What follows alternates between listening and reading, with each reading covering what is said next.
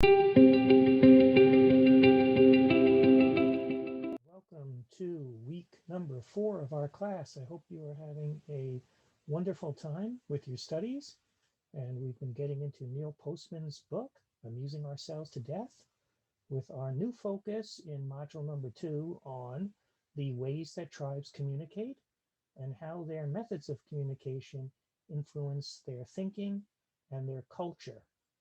So I thought I would share with you tonight a little PowerPoint presentation that I put together that will help us explore these concepts, some of them coming from the first 2 chapters of Mr. Postman's book. So let's go over to the PowerPoint. All right, well, here we are with our title screen. And again, we are looking at the ways that tribes communicate and how their methods of communication influence their thinking, which Neil Postman calls their cognition, and their culture. In post number 2, all of you had an opportunity to try out the window pane exercise, which is a very fun exercise. And up on the screen here was the prompt.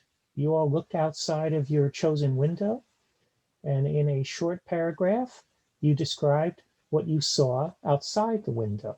And I really enjoyed reading the very descriptive scene setting that you've all done in this first activity.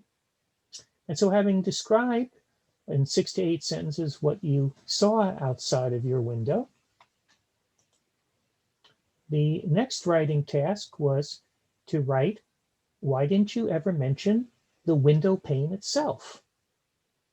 And so I've copied here a few responses from your classmates.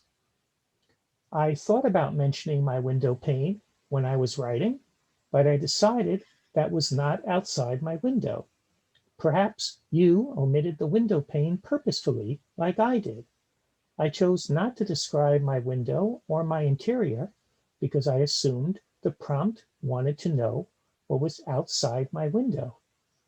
And indeed, that's very, very true because the prompt instructed us to describe what was outside of our window.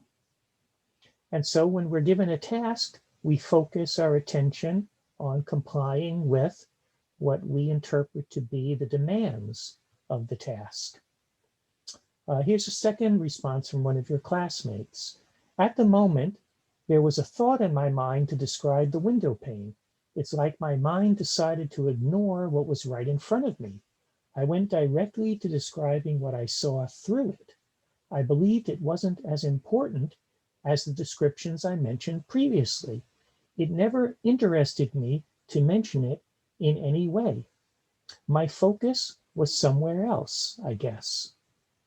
And indeed, that's very well said also. The writing prompt focused our attention on describing what was outside the window, and therefore we didn't devote any of our consciousness, our cognitive resources, to mentioning the window pane itself. And this is a very important idea in Neil Postman's book.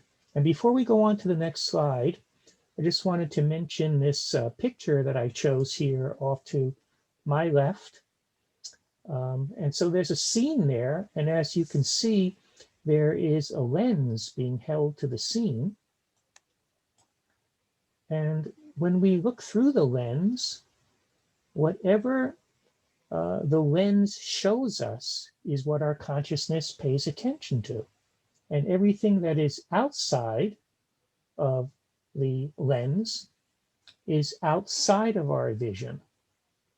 And so perception is very much a process of filtering in and filtering out.